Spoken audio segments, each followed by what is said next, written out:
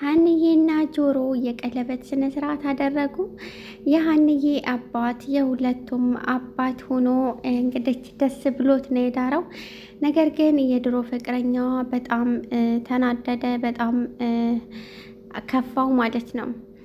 በነገራችን ላይ ሀንዬ እሱን ልትመርጥ የቻለችበት ስነ ስርዓት ትሁትናውና በዛ ላይ አባቷ በጣም ስለሚወዱት ብላ አስባ ነው። ሰላም ሰላም የቻናል ቤተሰቦች እንደት ናችሁ? ሰላማችሁ ብዝት ብዝት ይበል። የምትከታተሉኝ ሀንዬና ጆሮ ይጋቡ የምትሉ እስኪ ኮመንት ላይ ያስቀምጡልኝ። እንግዲህ የኔ ምኞት ነው ማለት ነው ጆሮና ሀንዬ እንዲጋቡ ምኞቴ ነው ማለት ነው። ምክንያቱም ጆሮ ለሀንዬ በጣም ያለው ፍቅርና አክብሮት ከምንም በላይ ነው።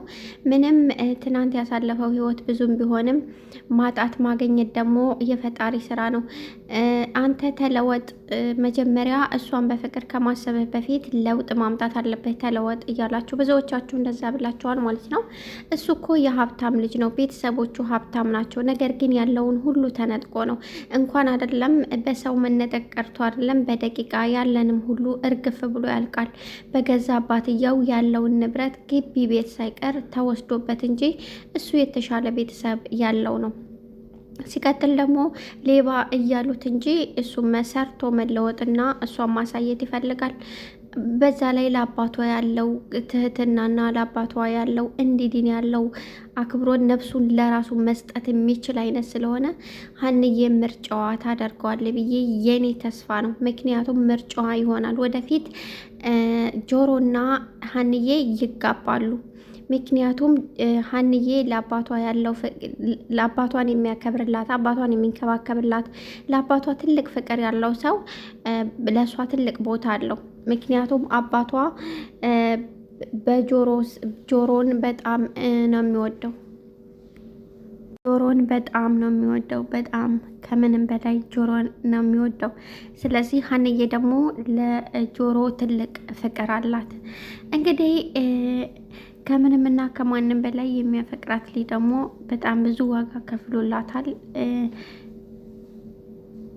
በጣም ብዙ ዋጋ ከፍሎላታል ማለት ነው። ምክንያቱም ጥሩ ፍቅረኛው እንድትሆን እንዲሁም ጥሩ እንዲግባባት በጣም ብዙ ዋጋ ከፍሏል። ያው ስላላለውና ውጤት ማምጣት ስላልቻለ ነው እንግዲህ ጆሮን መሳደብና መናገር የፈለገው እንጂ ክፋት አስቦ አይደለም።